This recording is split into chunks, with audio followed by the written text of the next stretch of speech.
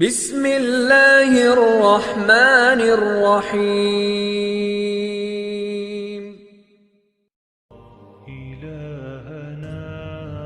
ایک بزرگ دریا کے کنارے دنیا سے قدرے ہٹ کر کٹیا میں رہتے تھے۔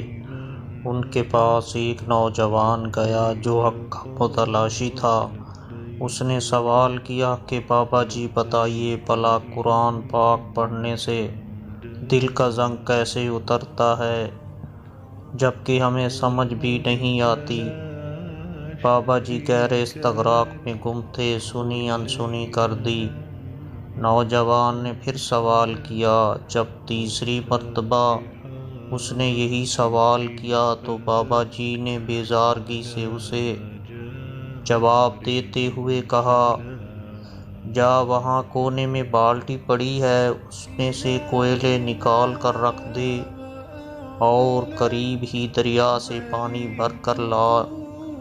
نوجوان حد ادب کی وجہ سے اپنے سوال کے اس عجیب جواب پر جز بز ہوا مگر احترام حائل تھا، لہذا خاموشی سے اٹھا اور بالٹی لے کر باہر دریا کی جانب روانہ ہو گیا۔ کوئلوں کی وجہ سے بالٹی باہر سے چمکدار اور اندر سے سیاہ تھی۔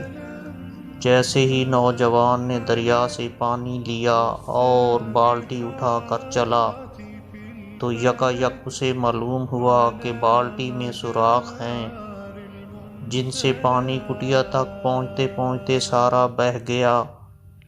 وہ اندر داخل ہوا۔ بابا جی نے سارا ماجرا سنا اور کہا، دوبارہ جا۔ نوجوان سمجھ گیا کہ بابا جی کی بات میں ضرور کوئی حکمت ہے، لہذا بالٹی اٹھائی اور پھر چل پڑا۔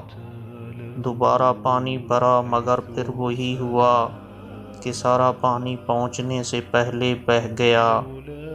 بابا جی نے سنا لیکن پھر کمال لاپرواہی سے کہا، جا پھر لا۔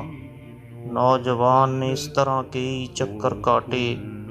جب تھک گیا تو بابا جی کو کہنے لگا، آپ نہ جانے کیوں میرے ساتھ یہ سلوک کر رہے ہیں جبکہ آپ دیکھ رہے ہیں کہ بالٹی میں کسی طرح سے پانی نہیں آ سکتا۔ اب بابا جی مسکرائے اور کہا، ذرا دیکھ بالٹی کو اندر سے، کیا یہ ویسے ہی سیاہ ہے جیسے پہلے چکر میں تو نے اسے دیکھا تھا؟ نوجوان نے بالٹی کو دیکھا اور کہا، نہیں اب تو یہ صاف ہو گئی ہے، اتنی بار پانی جو بھرا ہے اس میں۔ بابا جی نے شفقت سے مسکراتے ہوئے کہا، پانی نہیں پہنچا لیکن اس کی صفت نے بالٹی کو سیاہ سے سفید کر دیا۔ یہی قرآن پاک کی صفت ہے، پڑھتا جا پڑھتا جا پڑھتا جا۔ اس کی صفات تیرے دل کو یوں ہی زنگ سے صاف کر کے اس دل میں موجود دنیا داری کے سوراخوں سے سارا زنگ بہا لے جائے گی۔ آخر میں دل صاف ستھرا دنیا کی آلائش سے پاک ہو کر تجھے اللہ سے ہمیشہ ہمیشہ کے لیے جوڑ دے گا۔ بس یہی تھا تیرے سوال کا جواب۔